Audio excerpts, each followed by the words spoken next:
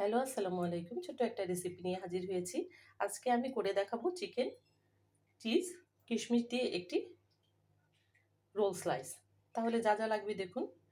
এখানে কিছু আদা দিয়ে সেদ্ধ করা মুরগির মাংস নিয়েছি, সামান্য কিশমিশ, চিজ, কিছু পেঁয়াজ বড় বড় করে কেটে নিয়েছি।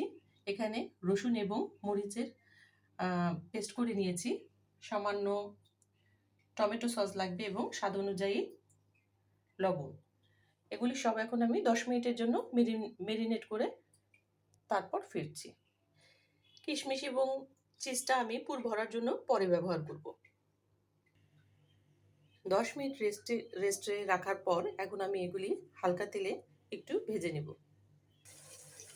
পুর ভরার জন্য এখানে আমি নিয়েছি 2 কাপ আটা, সামান্য সয়াবিন তেল, স্বাদমতো লবণ, 1 চা চামচ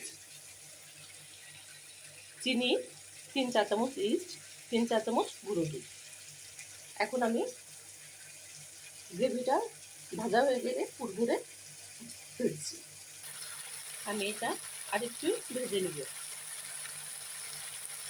এখন আমি রোল করে সামান্য বাটার দিয়ে ভেজে দেখাচ্ছি। অল্প বাটার দিয়ে আমি 2 পাশ ভালো করে ভেজে নেব। ভাজা হয়ে গেছে, এখন আমি কেটে সার্ভ করে দেখাচ্ছি। তৈরি হয়ে গেল মজাদার চিকেন, চিজ, কিশমিশ রোল স্লাইস। আশা করি সকলেই ভালো লাগবে। ধন্যবাদ।